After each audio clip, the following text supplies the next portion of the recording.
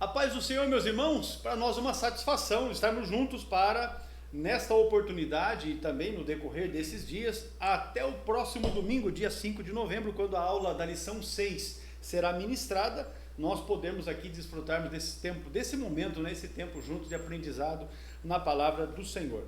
Orando, contribuindo e fazendo missões é o assunto da lição de número 6, e nós vamos avançar nos estudos da palavra de Deus e também no quesito missiologia, que é o assunto geral da nossa revista deste quarto trimestre, Até os Confins da Terra.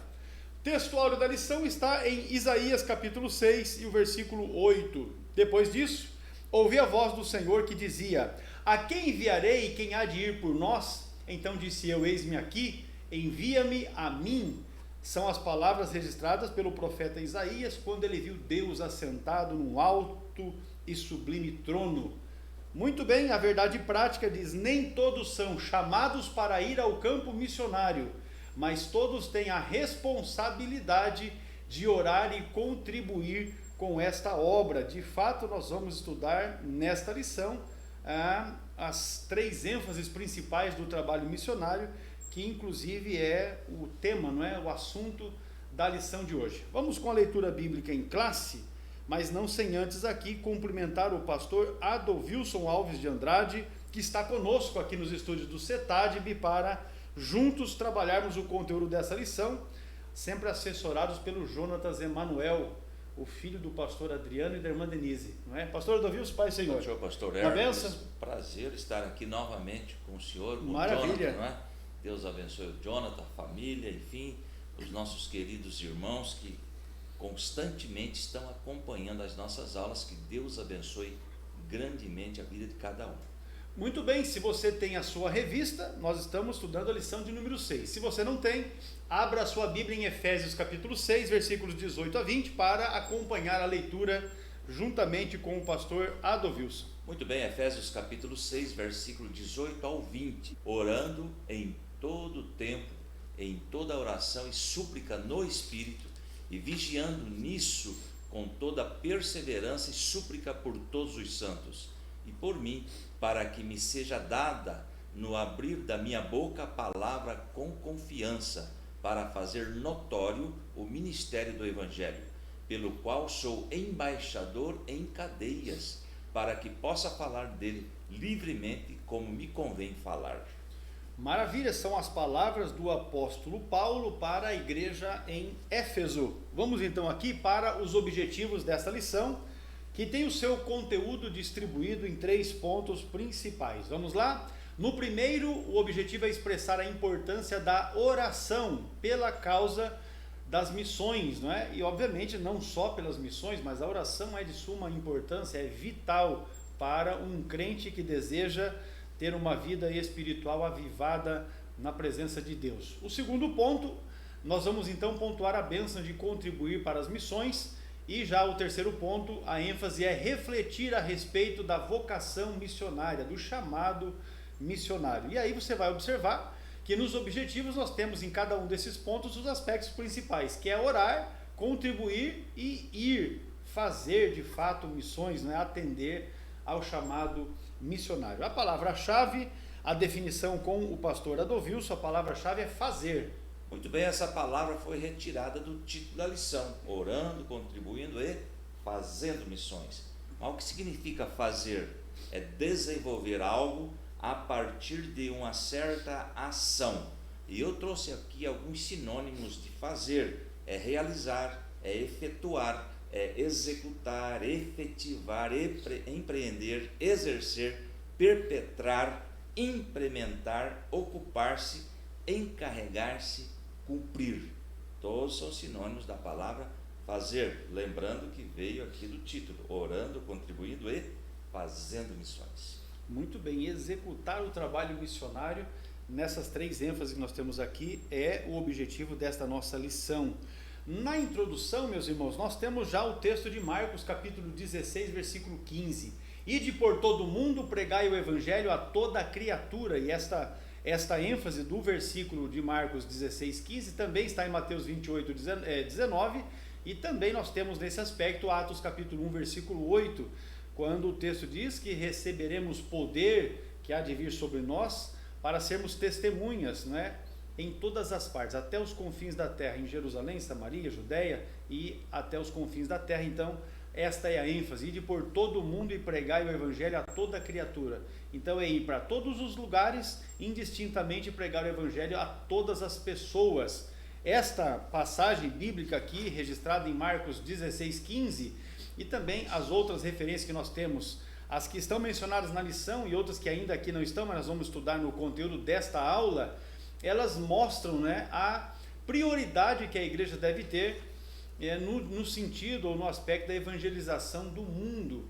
Nós devemos de fato realizar algo para a expansão do trabalho missionário. Esse compromisso com o chamado a evangelização do mundo exige 3 ações distintas, mas que operam conjuntamente, ou seja, oração, contribuição e a execução do chamado: orar, contribuir e ir. Assim estudaremos essas 3 ações dentro deste contexto da necessidade missionária. Para tanto, nós já vamos aqui para o tópico primeiro, orando pela causa de missões. No tópico primeiro, então, nós vamos falar a respeito da importância da oração em favor da obra missionária, dos missionários, enfim, todo o aspecto que envolve a tarefa missionária. Com o pastor Adovils, a importância da oração na obra missionária.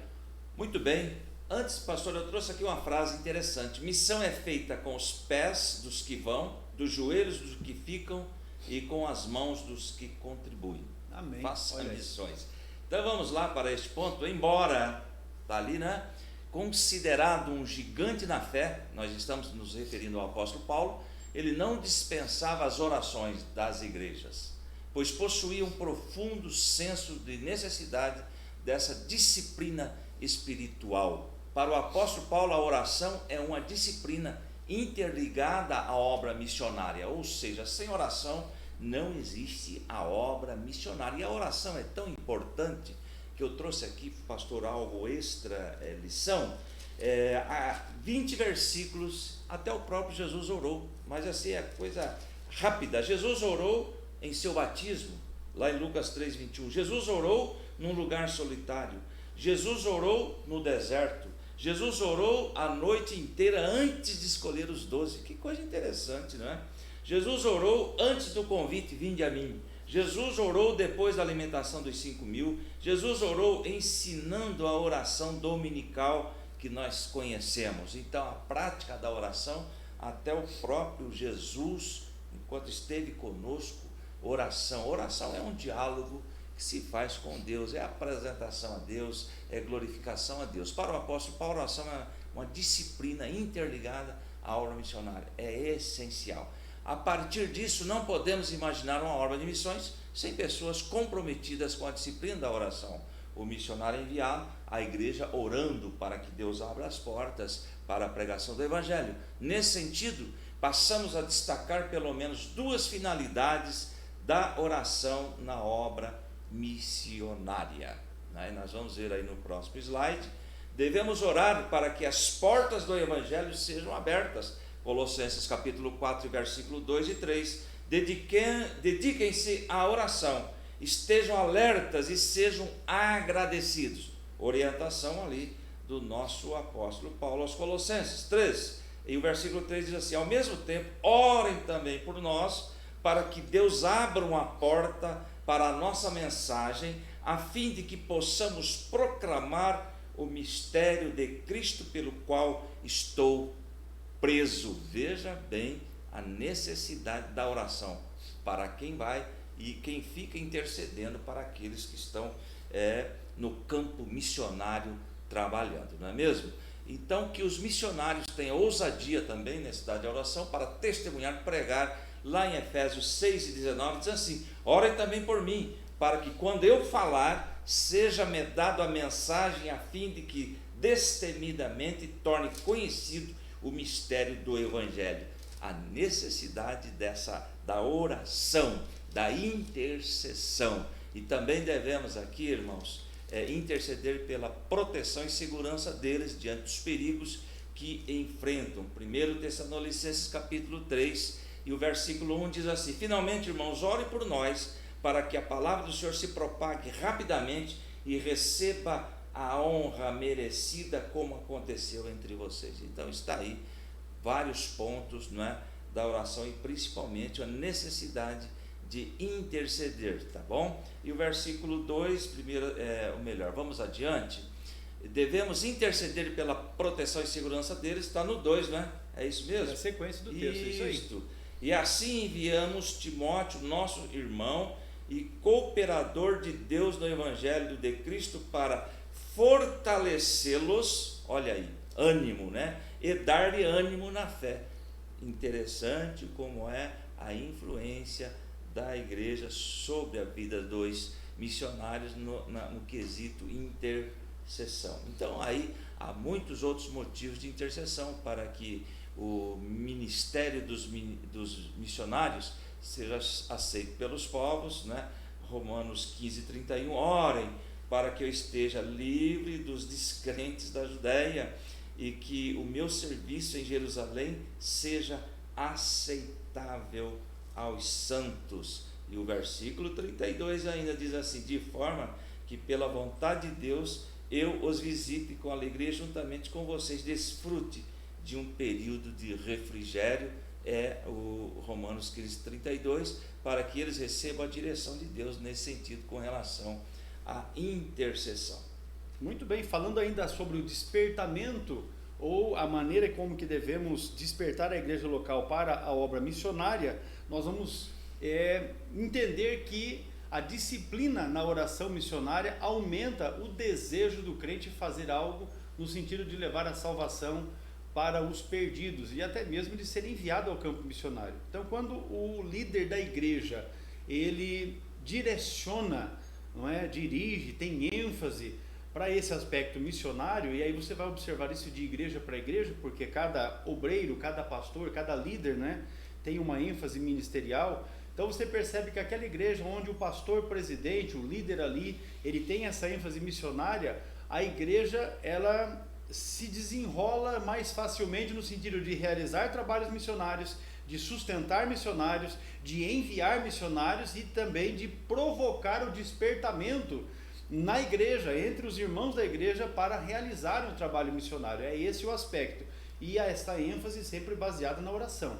Então o pastor está lá e vamos orar pelos missionários, vamos orar por tal país. Então você vai observar que isso vai havendo um despertamento, não muito difícil, ou também acaba se tornando rotineiro, irmãos e irmãs procurarem esta liderança, se colocando à disposição para auxiliar, para ajudar, para contribuir, e também, em alguns casos, até para ir estar evangelizando nesses lugares onde a oração está sendo feita em prol do trabalho missionário. Então a gente vai verificar que nesse sentido é interessante destacar que os mesmos crentes que deveriam orar por ceifeiros, e aí você pode observar isso claramente no texto de Mateus, no capítulo de número 9, os versículos 35 ao 38, o texto diz exatamente assim, e percorria Jesus todas as cidades e aldeias, ensinando nas sinagogas deles e pregando o evangelho do reino e curando todas as enfermidades e moléstias entre o povo.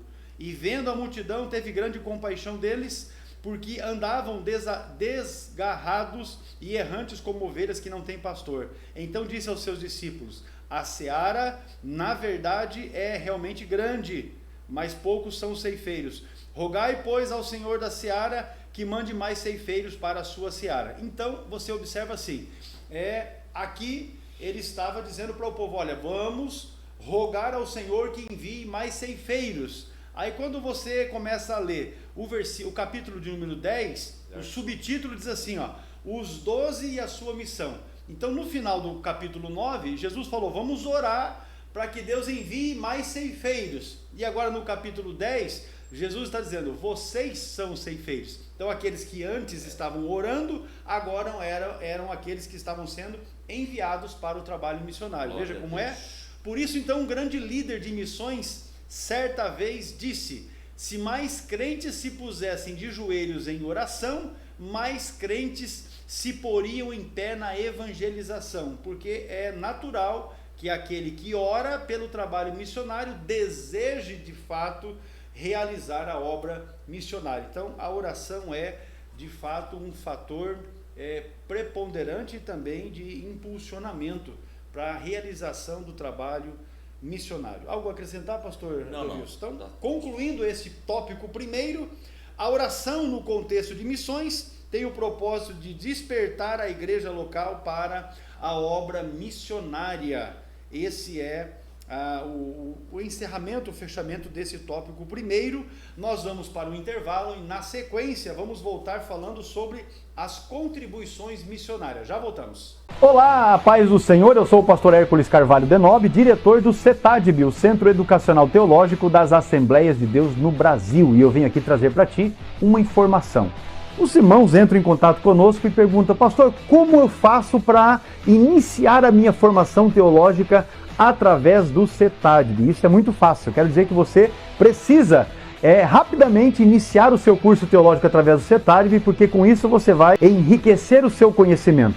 Você vai potencializar o seu aprendizado bíblico e teológico através dos 17 módulos que compõem a grade curricular do nosso curso. Isso quer dizer que, ao concluir os 17 livros que você estará estudando através do CETADB, você receberá um certificado reconhecido pela CGADB, a Convenção Geral das Assembleias de Deus no Brasil, com 1.020 horas aula de carga horária. Olha que bênção! Aquilo que você vai adquirir através do estudo sistemático dos módulos que nós oferecemos e também da assistência às videoaulas que são disponibilizadas para a sua formação teológica e educacional. Vem conosco aprender a palavra de Deus.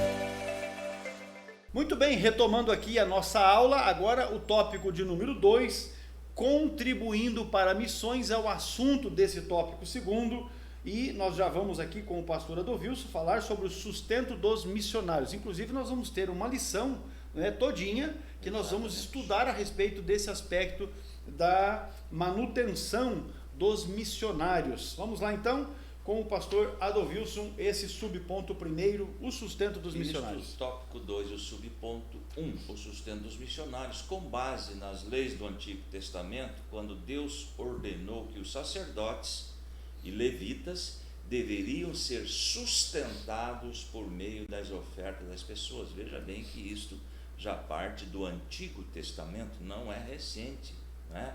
Deveriam ser sustentados pelo povo, não é? Pelas ofertas, enfim. E, queridos, o apóstolo Paulo instruiu os coríntios, assim ordenou, olha o texto, assim ordenou também o Senhor aos que pregam o Evangelho, que vivam do Evangelho. 1 Coríntios 9,14, ele diz assim, olha, ordenou. E eu trouxe aqui uma explicação rápida, pastor, sobre ordenou, né? Se é uma ordem, é um mandamento. É um mandamento, portanto, deve ser obedecido, tanto quanto qualquer outro mandamento de Jesus. É uma ordem, ele ordenou. Não tem um fator condicionante. Exatamente. Então devemos cumprir, que vivam do Evangelho. Está ali ainda. O nosso Senhor ensinou acerca desse mesmo princípio no Evangelho de Mateus 10:10, né? Vamos ver se eu marquei aqui.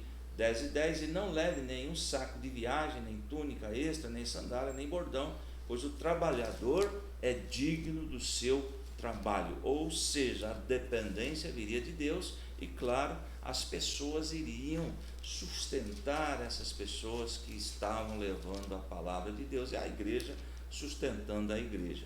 Portanto, a dependência é dele, não é? E, queridos, essa questão de obreiro assalariado é fato, é uma realidade, é bíblico, não é?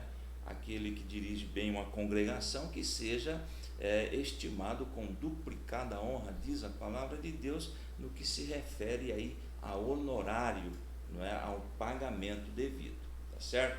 Ainda continuando no outro slide, o sustento dos missionários, em Filipenses 4:10 e 20, encontramos ensinamentos importantes acerca do modo como os primeiros missionários receberam apoio financeiro. Ou seja, é fato, é realidade essa questão do apoio, não é? Após ter deixado a cidade de Filipos, o apóstolo Paulo foi a Tessalônica para pregar o evangelho. E os filipenses enviaram apoio financeiro e material para o apóstolo.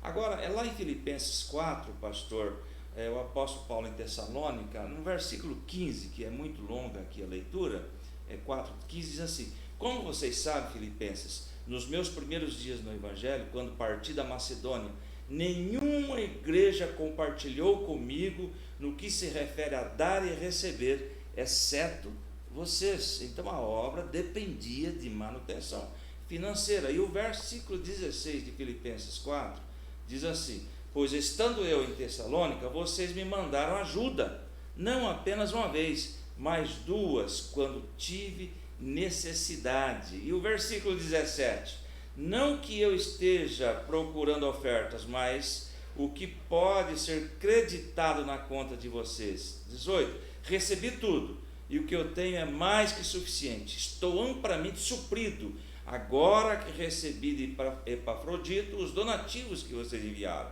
Elas são uma oferta de aroma suave, um sacrifício aceitável e agradável a Deus. E o versículo 19: o meu Deus suprirá todas as necessidades de vocês de acordo com as suas gloriosas riquezas em Cristo Jesus.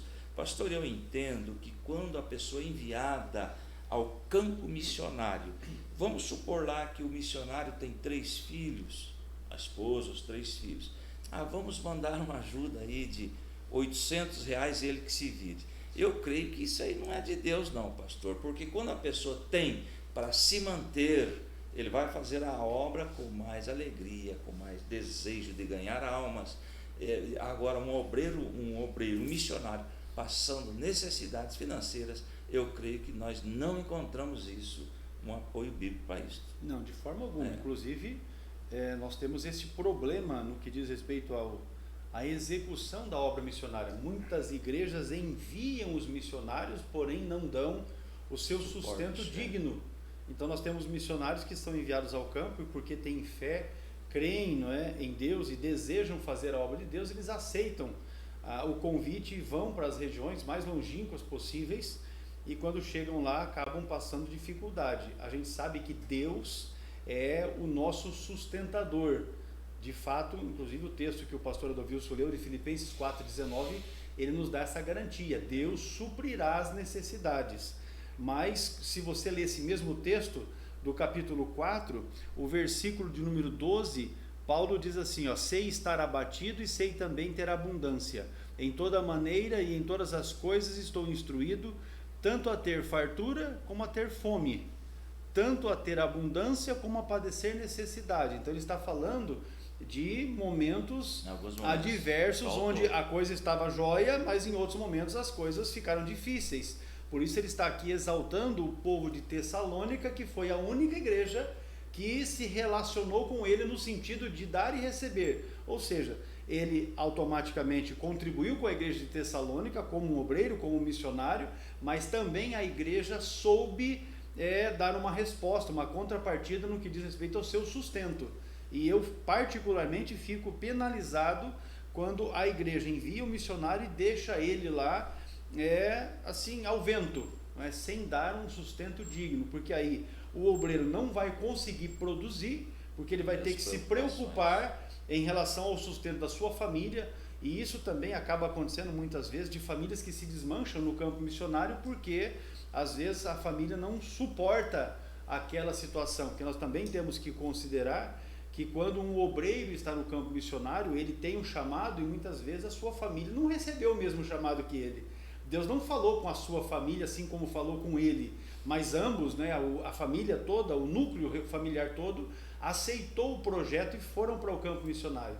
E aí quando são crianças envolvidas é um pouco mais difícil, porque quando já são adolescentes e jovens, pode conseguir um emprego e tal, e ajudar no sustento da família, mas nem sempre isso ocorre. Normalmente os missionários vão para o campo missionário com filhos pequenos e a dependência é maior, maior. E a gente, porque viaja bastante e conhecemos a realidade da obra missionária, especialmente nos interiores do nosso país, quer na região lá na região amazônica, quer na região do Nordeste, no sertão nordestino, a gente percebe as dificuldades que muitos missionários enfrentam, até pelos diversos pedidos que nós recebemos de apoio, de ajuda nesse sentido, isso para não mencionar obreiros que estão fora do país, em outras regiões do país, e que também, por vezes, necessitam desse apoio, porque as igrejas que os enviou não faz a coisa a contento,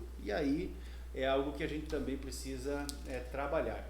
O segundo subponto aqui, pastora do Wilson, fala a respeito de contribuir,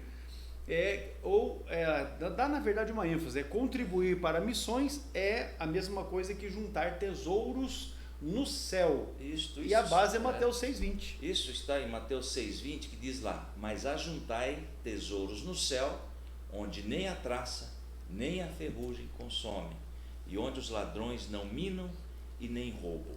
Aí eu trouxe uma colocação em cima aqui, pastor, desse Mateus 6,20. Em Mateus 6,20, Jesus condena a cobiça, na realidade, e o acúmulo avarento de dinheiro.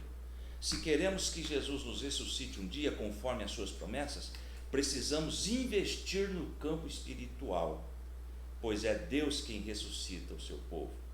Enquanto as pessoas, enquanto as nossas preocupações estiverem voltadas para as coisas do mundo, estamos investindo somente na nossa natureza carnal e deixamos de investir na nossa vida espiritual, porque não sobra tempo para Deus. Ajuntar tesouros no céu é adorar a Deus sobre todas as coisas, obedecendo aos seus mandamentos, e amar ao próximo como a si mesmo.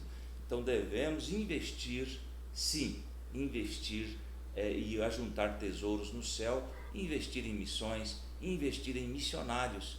Tem pessoas que pensam que vão viver eternamente sobre a terra, e realmente são pessoas que acumulam o dinheiro. É uma cobiça, e Deus condena isso, a cobiça e a avareza. Esse versículo revela um contexto de quem domina o seu coração, ou quem domina o coração do ser humano é o dinheiro, é a questão aí revelada. Agora, o tesouro do céu, Deus, e o tesouro da terra, Mamon. Então tem aí uma colocação interessante. O que é que domina, né? O que é que domina o coração do homem? Você vai entender exatamente, na vida da pessoa você já percebe isso. O que domina é o tesouro do céu, que é Deus, ou é Mamon, o tesouro da terra? Porque Mamon é um demônio, né? É um deus da riqueza que era adorado nos dias em que o Novo Testamento foi escrito.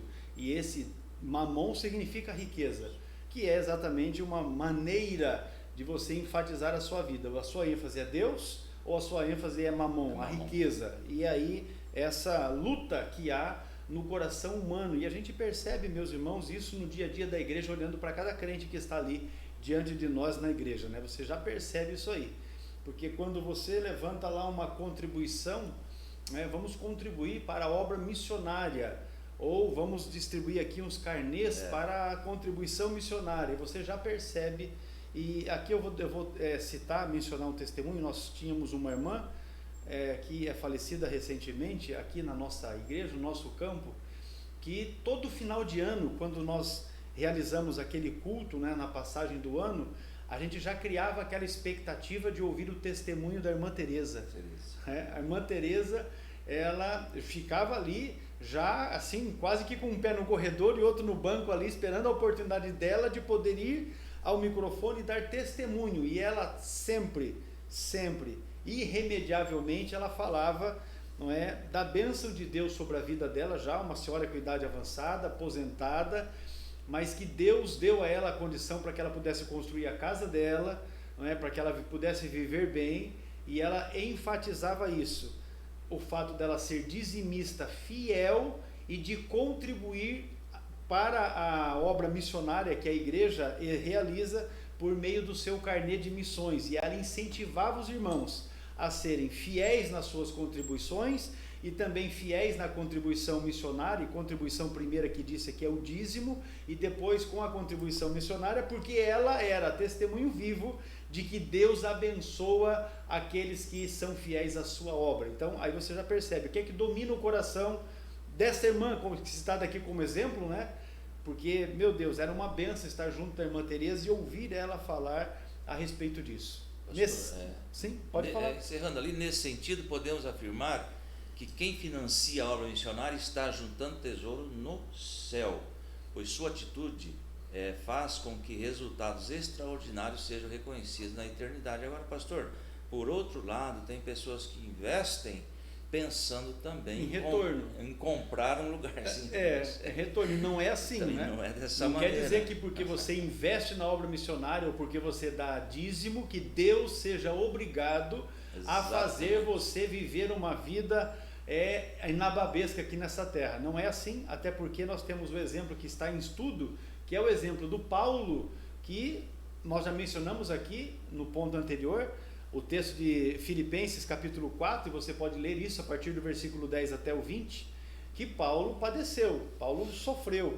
Quando ele escreve a defesa do seu apostolado, na segunda epístola aos Coríntios, capítulo 11, e você lê a partir do versículo 23 ali até o 28, você vai verificar que Paulo padeceu, e ele era um crente muito mais fiel do que eu, com certeza, e padeceu e muito, né? Padeceu e muito, passou muita dificuldade, mas a questão aqui não é a vida na terra, a questão aqui é a vida no céu.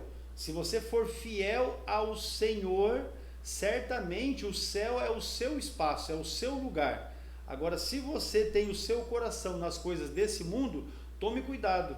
De repente a sua ligação com o mundo está tão exacerbada que quando for acontecer o arrebatamento da igreja, pode ser de você não se desprender do mundo suficientemente para experimentar o arrebatamento. Então, o negócio precisamos ter condições melhores de vida aqui na terra? Com certeza, e desejamos que todas as pessoas alcancem isso. Todos vão alcançar? É muito provável que não, porque as condições políticas que nós temos hoje no mundo não facilitam isso. Na verdade, dificultam essa questão. Potencializa as dificuldades das pessoas que têm menos. Essa é uma verdade que não pode ser aqui fantasiada, não pode ser pintada, colorida, nada, porque esta é uma realidade de mundo, não é só uma realidade de momento, né? É uma característica que nós estamos aí vivendo. E é exatamente por isso, então, que nós somos convidados a ser participantes na cooperação financeira do anúncio do Evangelho, como os filipenses se fizeram, não é? No ministério do apóstolo Paulo. E aí, lendo o texto de Filipenses capítulo 1, versículo 5, o texto diz assim, fazendo sempre com alegria, o versículo 4 eu estou lendo, oração por vós em todas as minhas súplicas, e aí o 5, pela vossa cooperação no Evangelho, desde o primeiro dia até agora. As palavras de Paulo para os crentes da igreja de Filipos que estavam junto com ele na realização da obra de Deus. Dessa forma, contribuir para missões é juntar tesouros no céu. Subponto 3, pastor Adovilso, caráter e testemunho na obra missionária. Contribuir para missões é um privilégio. Não há privilégio maior do que saber que por meio de nossa cooperação financeira, Bíblias estão chegando a lugares que nunca ouviram falar do Evangelho. Que bom sabermos, eu contribuí, não é? E as pessoas estão recebendo. Deixa eu abrir um parênteses então nisso aqui. Sabe qual é o problema? Que muitas vezes os crentes são desestimulados a contribuírem? É porque eles contribuem ali, alguns quinzenalmente, outros mensalmente e tal, e eles não veem a obra missionária acontecer. A igreja não dá um relatório, não apresenta algo que esteja sendo feito no aspecto do avanço, do crescimento missionário, e porque não tem informações, resposta a respeito do que é feito com o dinheiro missionário, das suas contribuições missionárias, muitos crentes são desestimulados a esta contribuição. Então, nós vamos deixar uma dica aqui, porque pode ser de alguns pastores, líderes também estarem assistindo a nossa aula, assim como se pede a contribuição missionária, é importante que se dê relatório do que foi feito com a contribuição. Isso é uma questão, que é uma palavra que está hoje, não é? No mundo, a transparência, mas isso é, na verdade, uma maneira de você, inclusive, potencializar a credibilidade de um trabalho que esteja sendo feito, porque você pede dinheiro, contribuições, recursos, donativos, alimentos, e vamos roupas para fazer a obra missionária, se você não dá uma resposta para a igreja de que está sendo feito alguma coisa em tal lugar, que a contribuição foi aplicada aqui, que os donativos foram entregues lá, que as roupas foram feitas tal coisa, o povo não fica sabendo, isso traz um descrédito, gera desconfiança. E, via de regra, quando um crente desconfia de uma má administração, os crentes fecham a mão, deixam de contribuir. Pastor, é interessante, o senhor falou de relatório, aí entra também o próprio missionário que tem que dar satisfação, enviando relatórios do que está sendo feito, onde está sendo investido o dinheiro. E existe um critério também com relação aos missionários, porque tem missionários que vão para o campo e de repente eles pedem uma ajuda para Apucarana, depois para Arapongas, eu ia dizer exatamente e depois isso. para outro lugar, de repente vão ver o camarada, ele está preocupado com a questão financeira. Sem mencionar o nome do lugar e o nome do pastor. Então eu conheci um pastor que enviou um missionário para uma certa região aqui do país e mandava o sustento dele mensalmente pelo recurso da igreja, uma vez que nessa igreja não existe um caixa para missões, todo o dinheiro que entra é o caixa da igreja e a igreja faz o pagamento dos seus obreiros e missionários, e eu acho que isso é correto. Mas muito bem, o obreiro recebia o salário que era um salário digno da igreja, porém de tempo em tempo esse missionário visitava a cidade e ele não aceitava ficar hospedado em hotel, ele queria ficar na casa dos crentes, dos irmãos da igreja. E enquanto estava na casa dos irmãos da igreja, ele só contava miséria, só dificuldade, só luta, só problema, para que os irmãos ficassem com dó dele. E aí muitos irmãos, muitas famílias, nas casas onde ele se hospedava, passavam a fazer uma contribuição, até sem que a igreja ou o pastor, o líder de missões, ele tomasse conhecimento. Então esse obreiro estava recebendo o salário que a igreja dava para ele como missionário, e estava recebendo de outras famílias, eu não vou mencionar aqui, mas eu sei exatamente o que era, de outras famílias que mandavam lá um valor expressivo para ele também mensalmente. Passado alguns anos, houve um problema no ministério e o presidente da igreja, lá onde ele estava servindo, entrou em contato com o pastor e falou: olha, eu quero que você retire o missionário porque nós não queremos mais ele aqui. E o pastor então avisou que ia mandar um determinado irmão que tinha um caminhão com um baú não muito grande, para poder retirar a mudança. E o pastor avisou: olha, não mande aquele caminhão que trouxe a mudança dele, porque a mudança dele hoje precisa de um caminhão baú trucado, ou seja, um caminhão com um baú grande de pelo menos 9 metros para levar a mudança dele, porque segundo o pastor que presidia a igreja, a mudança do missionário já era muito maior e de melhor qualidade do que a mudança do próprio pastor presidente, que a gente observou a seu tempo que o missionário estava fazendo isso de uma forma sem vergonha. Não vou usar uma outra palavra aqui para aliviar não, porque era isso mesmo, entendeu? Usando de engano, ele usava a boa fé dos crentes para poder fazer isso aí. O resultado foi catastrófico, porque ele foi retirado do campo missionário e quando voltou para a igreja que o havia enviado, descobriu-se problemas que ele estava tendo ali, de ordem conjugal, que trouxe a separação da família, ele até teve uma doença que o levou para a morte, enfim, problemas dos mais diversos. Então nós temos assim, a respeito da contribuição financeira, nós temos os crentes de boa vontade, de boa fé, que creem em Deus e querem ver a obra acontecer. Do outro lado nós temos missionários igualmente fiéis, que querem fazer a obra acontecer, que têm uma perspectiva de crescimento ministerial e que fazem a obra com determinação, com carinho, com afinco, mas nós também temos uma turma que só Deus na causa, porque agem de forma infiel, incorreta, não é? E aí eu não vou mencionar outros casos aqui, porque por estarmos envolvidos nesse negócio, a gente conhece coisa que a gente diz assim, até Deus duvida que se possa fazer. Ofertas missionárias que são enviadas sistematicamente durante anos para a realização de um determinado projeto missionário, que quando você chega para poder verificar o andamento da obra, a obra sequer começou. Isso depois de investimento da ordem de 30, 40 mil reais. E, enfim, direcionamentos errados que são feitos com recursos que fielmente são enviados para missões, e esse é o problema do desestímulo. Agora, quem faz com amor, quem faz com carinho, pensando na expansão, na realização da obra, eu falo aqui sem medo de errar, sem medo de ser feliz, porque eu vivo isso na minha vida ministerial. Você certamente vai ser abençoado, porque contribuir com as missões é, de fato, um privilégio. Participar dessa cooperação é um privilégio espiritual. E se não podemos praticar de maneira presencial, nós podemos fazer de maneira financeira. Eu não posso estar, no momento, na minha atual conjuntura, estar assumindo a direção de uma igreja na zona rural. Eu não tenho essa condição hoje, mas eu posso contribuir para que alguém que tenha esse desejo possa estar lá dignamente, sendo sustentado e realizar o trabalho. E há muitas regiões do nosso país, a gente quando caminha, anda pelo Brasil, e a gente viaja muito pelo país, a gente percebe essas necessidades. E aí alguns irmãos até entram em contato: pastor, tem como ajudar a gente aqui? Em alguns casos a gente até arruma ajuda, e quando eu particularmente não posso, a gente arruma parceiros que possam.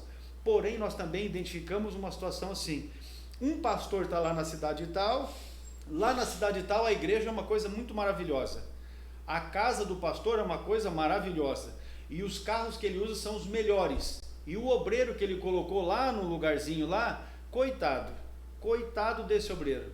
E aí o pastor liga para a gente pedindo uma ajuda. Não tem como ajudar, porque, meu Deus, eu aprendi com o meu pastor, meu sogro, pastor Daniel Salles da Cioli, que assim, quando a fazenda aumentam os que dela comem. Então, se a igreja cresceu, se a igreja se expandiu, não é para que um só se aproveite daquela condição, mas é para que todos possam estar bem. Então, se o missionário está passando necessidade e o líder está muito bem, alguma coisa está errada nessa administração das finanças, da expansão da missão. Assim, então, nós vamos finalizar esse aspecto aqui, dizendo que nós podemos cooperar sim, na propagação do Evangelho até os confins da terra, e a nossa base continua sendo a mesma, de Paulo aos Filipenses, a partir do versículo de número, a referência da revista está a partir do 14 até o 20, mas eu já menciono logo a partir do 10, porque Paulo dá aqui uma ideia bem ampla da ajuda da igreja de Tessalônica para o trabalho que ele realizava como missionário. Então, amado irmão, irmã, você que é um líder e que está assistindo conosco esta aula, a minha palavra para você, que é na verdade aquilo que eu vivo na minha vida, e por isso colho também os louros, os frutos disso, é que você seja um fiel contribuinte com a obra de Deus. Proponha no seu coração e faça dessa forma, não faça troca. Não chegue ao ponto do absurdo de chegar para Deus e dizer: olha Deus, eu estou contribuindo, então me dá uma condição melhor, me dá uma vida melhor, porque no reino de Deus não funciona assim. Entendeu? Faça por amor, entendendo que se um fiel estiver lá na ponta da corda, um missionário fiel estiver lá, o dinheiro, a sua contribuição, o seu donativo vai chegar até ele, e isso vai potencializar a maneira com que ele lá vai poder realizar a obra de Deus, pregando o Evangelho e trazendo almas aos pés do Senhor, que é esse o fim, não é? A atividade fim do missionário é essa, é fazer com que pessoas, homens, mulheres, jovens e crianças se rendam aos pés do Senhor, confessem a Jesus como Salvador e tenham os seus nomes escritos no livro da vida, para, no momento do arrebatamento da igreja, poderem usufruir desta grande bênção que é estar com o Senhor de eternidade a eternidade. O senhor quer acrescentar, pastor? Não, vamos para o próximo já, né? Encerrando então o tópico 2 aqui, quando o crente contribui para a obra missionária, ao mesmo tempo ele está ajuntando tesouros no céu. Vamos para o intervalo, já retornamos com o tópico 3º, a chamada para ir. Então nós já vimos a respeito da oração e também já vimos a respeito da contribuição. No tópico 3º, a execução do chamado, indo. O CETADB é o centro teológico mais próximo de você. O aprendizado é monitorado por obreiros através de material autodidático e você pode estudar por extensão com um custo acessível. No CETADB você tem os cursos de nível básico, médio e avançado. Informe-se no site www.cetadb.com.br ou no telefone 43 3426 0003. Seja um aluno do centro teológico que mais cresce no Brasil. CETADB é o ensino teológico além das fronteiras.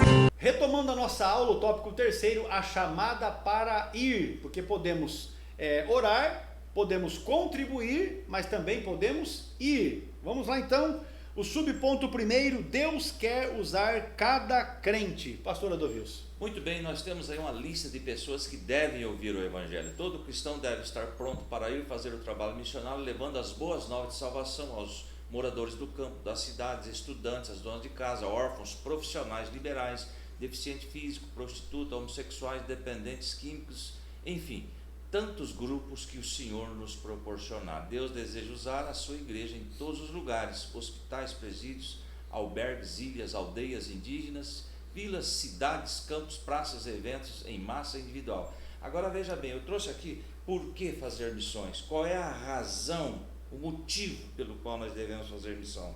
Devemos fazer missões por ser um plano do coração de Deus, João 3,16. Devemos fazer missões por ser a prioridade do Filho de Deus, também Marcos 10,45. Devemos fazer missões por ser um propósito do Espírito de Deus, lá em Atos 1,8. Devemos fazer missões por ser uma ordenação de Jesus. Devemos fazer missões por causa dos clamores. Devemos fazer missões por causa dos cansados e oprimidos e dos sobrecarregados, Mateus 11,28. Devemos fazer missões por causa dos sentenciados à morte, Salmo 79,11. Devemos fazer missões por causa dos que precisam de livramento. Devemos fazer missões por causa da situação dos pecadores. Devemos fazer missões como uma forma de cumprir o desejo do Pai. Razões diversas para fazer missões. E quem deve fazer missões? A igreja. E nós fazemos parte da igreja. Deus quer usar cada crente. Assim, para pregar o Evangelho, o Senhor não enviará anjos, mas usará homens e mulheres. Todavia, há um preço a pagar, ou seja, a obediência à chamada missionária. Muito pouco tem se falado sobre isso nas igrejas. Chamada missionária. Nós devemos enfatizar isto, principalmente nos cultos onde o foco é a obra de missões, não é? Por exemplo, as manhãs missionárias nos congressos deveriam ser focados sobre o chamado missionário, quem deseja ir ao campo para realizar a obra do Senhor em obediência à chamada missionária. Muito bem, irmãos. Eu vou pegar um texto aqui porque eu quero fazer uma colocação a respeito do que está escrito nesse texto. E me refiro à afirmação que está ali: para pregar o Evangelho, o Senhor não enviará anjos, mas usará homens e mulheres. É de fato exatamente assim.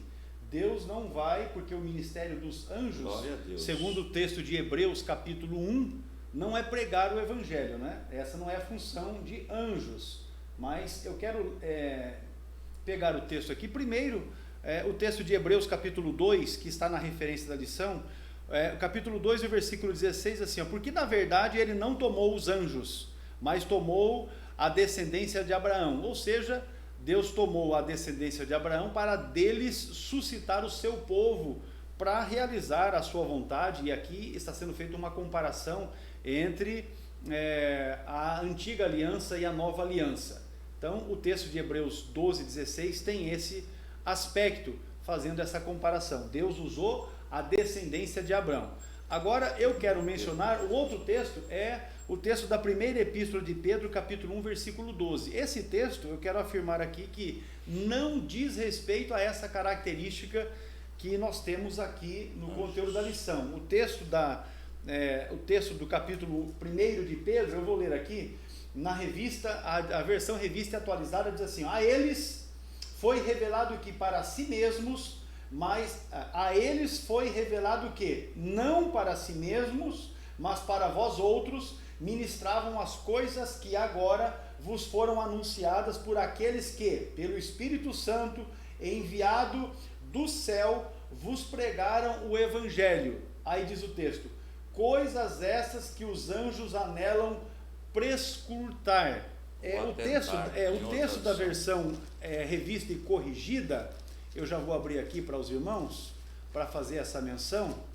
1 Pedro, o texto que eu estou querendo fazer referência, 1 Pedro capítulo 1, versículo 12, na revista e corrigida, diz assim, para as quais coisas os anjos desejam bem atentar, alguém interpreta esse texto como que os anjos desejavam pregar, e não é verdade.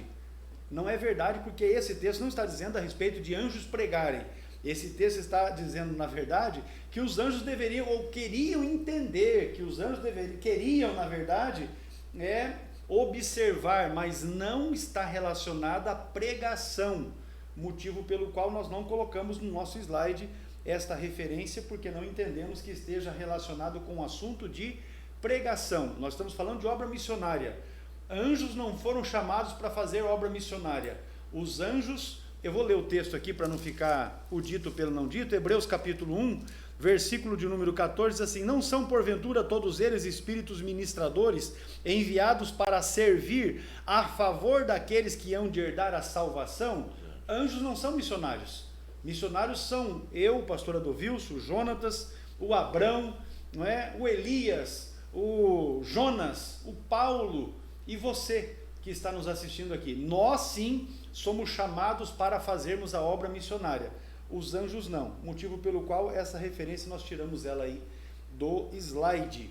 Mas, prosseguindo na nossa lição, o subtópico 2, a chamada missionária. Nas Escrituras, nós vemos que Deus chama pessoas para uma grande obra. Então, já mencionei a mim, o pastor Adovilso, o Jonatas, já mencionei o Abrão, já mencionei o Paulo, mas aqui nós temos o profeta Isaías, que foi chamado por Deus no templo enquanto adorava, que é inclusive o versículo, o texto áureo, né, da nossa lição.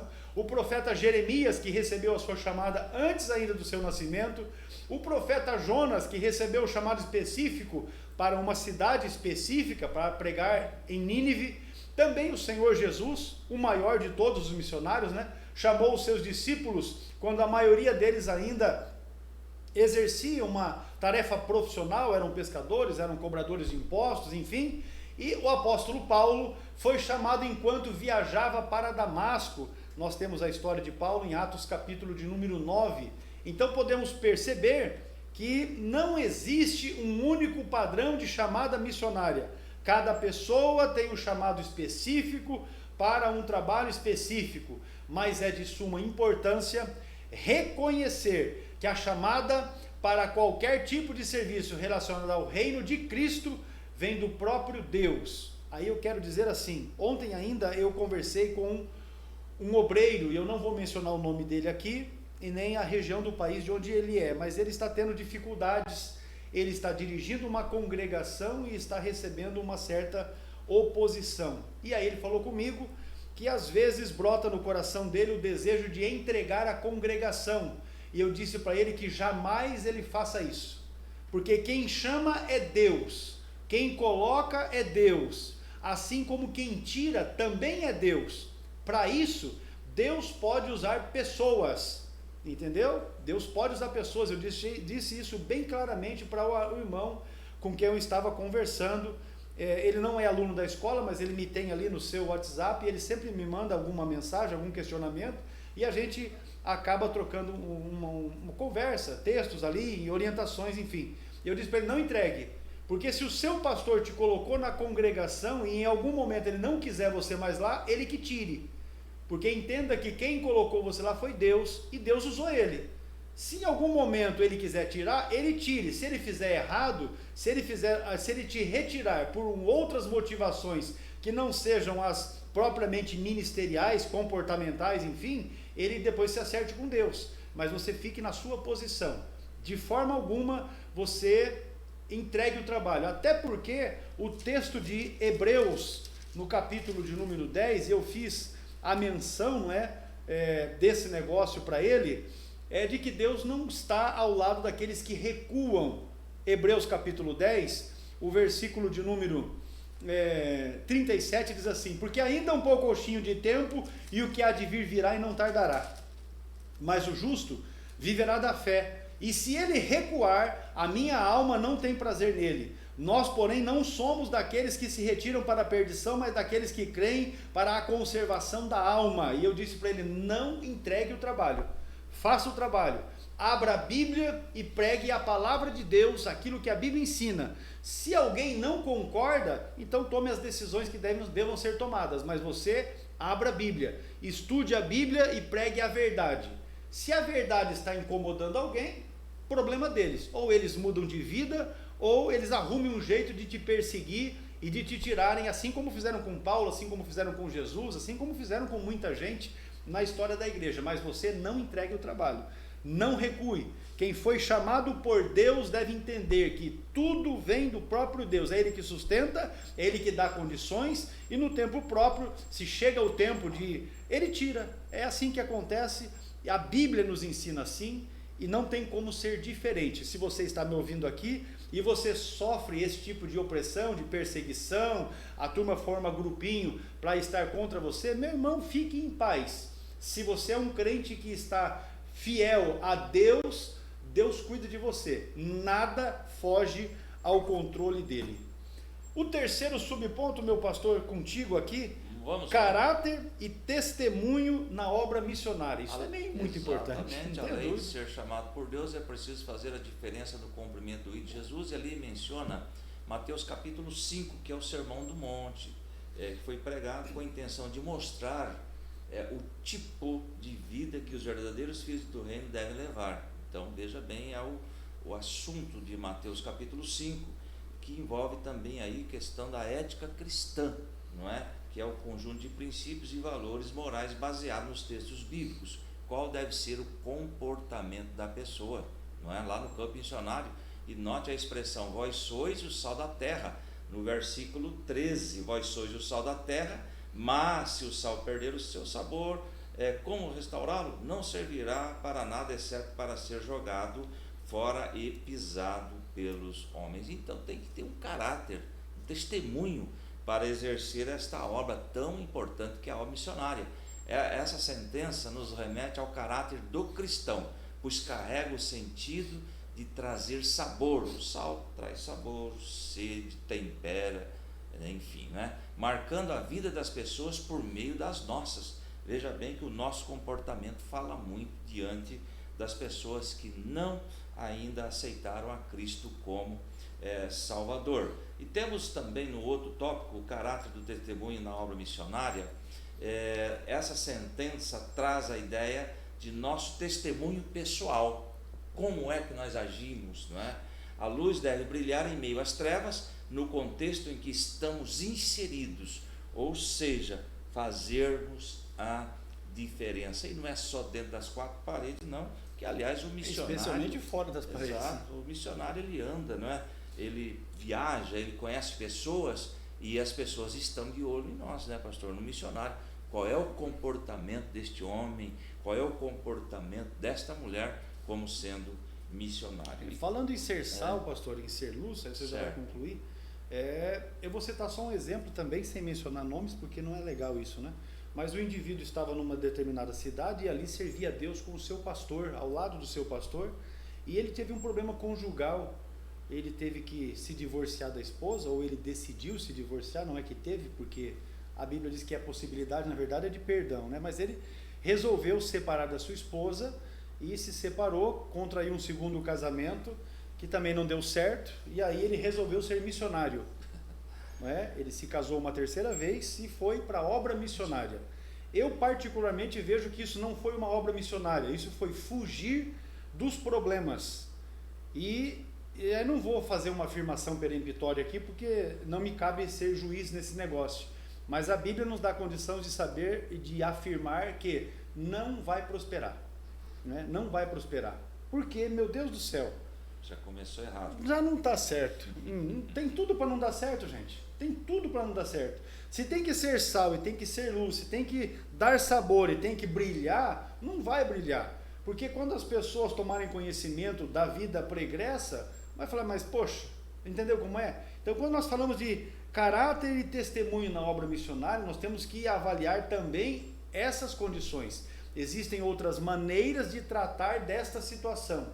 Às vezes o pastor, na ânsia de ajudar o irmão ou a irmã, acaba enviando como missionário para outra parte, mas eu vou dizer que o problema não se resolveu, o problema só mudou de endereço, porque se está tendo problema, exemplo, aqui em Apucarana, e sair daqui e for para a nossa cidade vizinha, Arapongas, o problema vai continuar, não foi tratado, vai continuar, E é por isso que a gente observa que quando não há tratamento, o indivíduo sai daqui e vai para lá ele faz a mesma coisa. Aí ele sai de lá e vai para outra, a mesma coisa.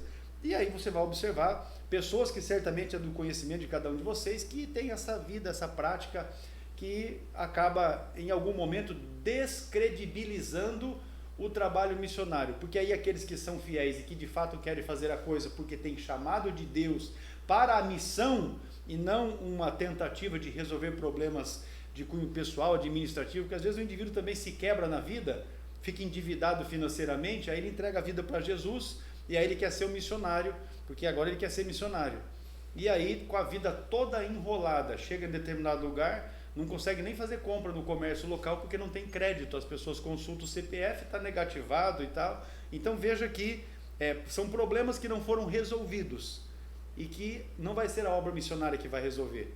Não vai resolver, essa é a situação. Vai só mudar o problema de endereço. Pode Exatamente. concluir. E também, além do sal da terra, diz lá que vós sois a luz do mundo, versículo 14 de Mateus capítulo 5. Lembrando que nós não temos luz própria, não é? É igual o sol e a lua. A lua não tem luz própria, ela reflete a luz do sol. Nós não temos luz própria, nós refletimos a luz de Cristo. E esta sentença traz a ideia do nosso testemunho pessoal, ou seja, a luz, você, eu, os missionários, os obreiros devem brilhar em meio às trevas, e o mundo está em trevas, o mundo está um caos no contexto em que estamos inseridos. E é verdade, aonde chega um homem ou mulher de Deus, chega ali a luz para dissipar as trevas através da palavra do Senhor. Muito bem, o subponto 4, perfil do vocacionado. Neste sentido aqui, meus irmãos, nós podemos dizer que há um conjunto de competências, de características necessárias para o desempenho do chamado missionário. Dentre elas, na lição está se destacando ser escolhido por Deus, com base em Atos capítulo 9, versículo 15, e aqui refere-se nesse caso ao chamado de Paulo, não ser neófito, que é o que Paulo escreveu para Timóteo, não é? Que aqueles que vão servir na obra não podem ser neófitos, ou seja, novos nascidos, não pode ser uma pessoa recém-convertida, porque ainda não tem uma estrutura de fé, uma base de fé bem estruturada, né, para poder realizar o trabalho. Exato, né? O novo fitus, plantado, é o novo convertido. É o novo convertido, o novo não nascido. Pode ser. Tem que ser cheio do Espírito Santo, com base em Atos 1 e versículo 8, que recebereis poder, aí vão ser testemunhas, reconhecido pela igreja. Aí o texto de Atos 1 e 21, aqui está tratando da eleição, né, que houve para a substituição de Judas. Atos 1 e 21 diz assim: é necessário, pois, que dos varões que conviveram conosco todo o tempo em que o Senhor Jesus entrou e saiu dentre nós. Ser do meio, né? Tem que ser do grupo ali. Não tem como você colocar alguém para ser um missionário que não é da sua igreja, você nem tem informações se ele de fato é um crente, se ele conhece as doutrinas, porque senão ele vai para o campo missionário e vai falar bobagem. Também ser aprovado nas tarefas locais, ou seja, se ele já está servindo na igreja local e está fazendo um bom trabalho na igreja local, então certamente ele vai servir para também fazer esse trabalho no campo. E para encerrar esse aspecto, estar preparado espiritual, intelectual, psicológica e transculturalmente. Então, há uma característica aqui, ainda que esteja num tópico só, mas nós temos que ampliar isso, porque preparo espiritual não se cria da noite por dia, intelectual muito menos. Hoje, por exemplo, através do CETAD, você faz um curso de teologia de nível básico, você estuda 17 livros num período de 1 ano e 8 meses. Ainda que tem escolas dando curso de teologia básica em 2 meses, tá? Você estuda 3 livros e você já recebe uma formação de básico em teologia, o que beira um absurdo, mas como o pessoal está atrás de dinheiro, então tudo é válido. E tem aqueles que caem nessa enganação, né? A questão da preparação psicológica é porque envolve fatores diversos.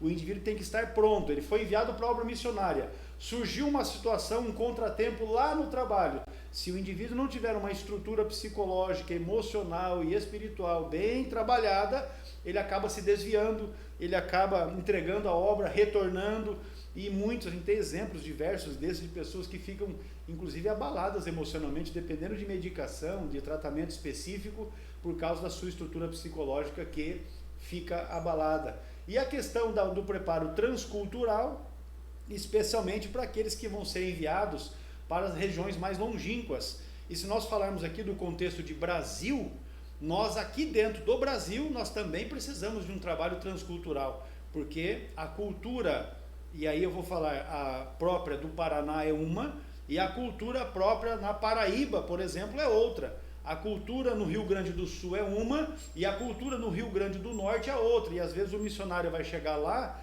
o que vai do Rio Grande do Sul, vai chegar lá no Rio Grande do Norte e querer impor a cultura que ele trouxe do Rio Grande do Sul com ele, e isso em algum momento pode ser afrontoso e pode ser inclusive uma barreira, pode se levantar uma barreira para a pregação do Evangelho. Verdade. Porque as pessoas dizem, mas esse camarada é um mala sem alça, eu não vou prestar atenção na conversa dele, não vai dar ocasião nem para ouvir. Então, esse preparo é imprescindível. Além de testados, cumpridores dos pré-requisitos que nós mencionamos aqui anteriormente, deve ser alguém dependente de Deus. Eu sempre, irmãos, falo que eu, Hércules Denob, sou dependente de Deus. Nada é da minha autorrecreação. Inclusive nos trabalhos que realizamos, na obra de Deus, eu dependo de Deus para tudo, porque em mim não há característica nenhuma, em nenhuma condição própria de mim mesmo para estar realizando a obra de Deus, mas tudo vem de Deus, por isso eu dependo do Senhor. E além disso, dessas características todas, nós temos que entender que o missionário é alguém que persevera em seguir ao Senhor, em servir ao Senhor, e que não vai ser qualquer coisinha ali que vai desestruturar ou abalar a sua vida espiritual. Muito bem. O senhor quer acrescentar, meu pastor Aldo? Muito bem. Só a última colocação ali, 2 Timóteo 4:2. Pregue a palavra, esteja preparado a tempo e fora de tempo, repreenda, corrija, exorte com toda paciência e doutrina, ou seja, perseverando. Muito bem, encerrando aqui o tópico 3º da nossa lição, por intermédio da chamada missionária, Deus quer usar cada crente no campo missionário. E aí, meus irmãos, aqui nós estamos falando do ir, mas vamos relembrar que pode ser orando, pode ser contribuindo e indo. Usando o gerúndio, né, aqui, também pode ser indo. A conclusão da lição, meu pastor, nosso propósito é que a partir desta lição, cada aluno tome uma atitude de fé e se comprometa com a obra missionária. Olha aí. E que se coloque à disposição para se dedicar, ao menos em uma modalidade da obra missionária, orar ou contribuir ou ir. Oh, glória. A Igreja de Cristo tem a incumbência divina de perseverar na proclamação da mensagem de salvação a toda criatura. Está ali, destacado. É tempo de salvação e Deus conta conosco para expandir o seu reino no mundo. Glória a Deus. Meus irmãos, Deus abençoe a vida de vocês. Nós louvamos a Deus pela permanência dos irmãos aqui, acompanhando conosco esta lição. Eu quero dizer para você que esses slides que nós utilizamos aqui na aula, se você deseja tê-los, ele é gratuito, é só você passar o seu contato de WhatsApp, porque a gente vai adicionar você numa lista de transmissão que a gente tem, para que você receba os slides sempre que a gente já providencia. A gente tem feito com uma certa antecedência, para que os irmãos possam, inclusive, estar preparando também as suas aulas. Então, coloque nos comentários aí da aula que você deseja os slides, informe o seu contato de WhatsApp e você receberá gratuitamente, não tem custo algum. Dizer também que para nós é uma satisfação você estar conosco e pedir que nos auxilie divulgando esta aula, compartilhando aí também nas suas redes sociais, através dos seus canais de comunicação com outros irmãos e outros líderes, para que de repente eles também possam ser aperfeiçoados e ter algum acréscimo com aquilo que nós estamos aqui compartilhando da palavra de Deus e da nossa experiência pessoal. Pastor Adovilson. Muito bem, nós aí agradecemos aos queridos irmãos, e o que nos mantém firme é a oração dos senhores, dos irmãos, das irmãs. Continue orando por nós oramos por vocês, e a vitória é nossa, pelo nome de Jesus. Amém. Deus abençoe a todos.